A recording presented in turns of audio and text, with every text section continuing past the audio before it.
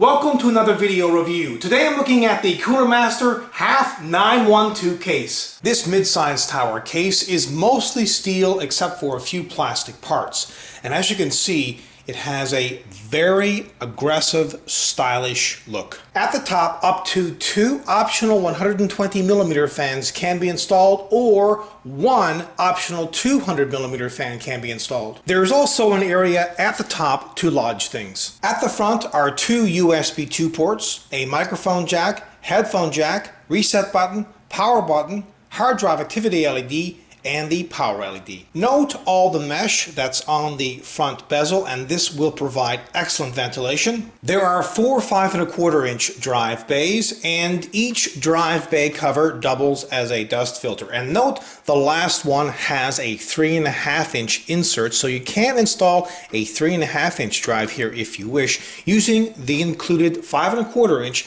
to 3.5" drive rails. Now the front bezel can be removed, but not so easily, because it requires taking off both side panels to do so. Thankfully, the front bezel does include a removable dust filter. Now they include 1 120mm intake fan, but another optional 120mm fan can be installed as well, or 1 optional 200mm fan can be installed. An optional 120mm or 140mm fan can be installed on the left side panel. The right side panel has been left plain. At the back of the case, they include a 120mm exhaust fan, as well as 3 rubber grommeted holes for a water cooling system's tubes to pass through. Here's where the motherboard's I/O shield plate gets installed. There's 8 expansion slots, and at the bottom is where a standard ATX power supply gets installed. They also include 2 thumb screws on the left side panel. Now this is a mid-sized tower case, so there's not a tremendous amount of room to work on the inside,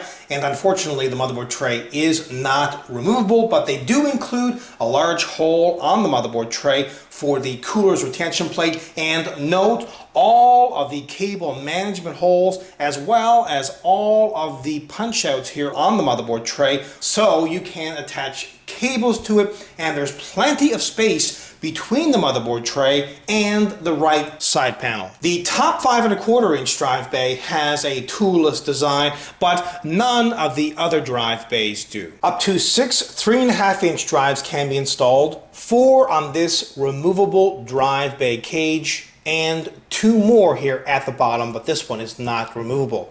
They also include a removable 2.5" drive cage, and in order to accommodate longer power supplies, this 2.5" cage can be removed and installed in the 3.5" cage. And they include 4 rubber rests for the power supply to lodge on. Video cards up to 15.4 inches in length can be installed when this removable 3.5" drive bay cage is removed. At the bottom there are 4 plastic feet and a removable dust filter for the power supply's fan. Finally, have a listen to the stock cooling.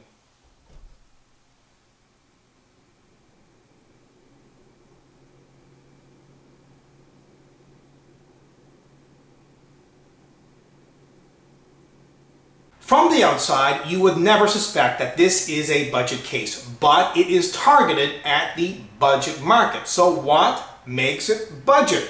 Well, the case is not all aluminum, rather it's comprised of steel and plastic. It does not come with a removable motherboard tray.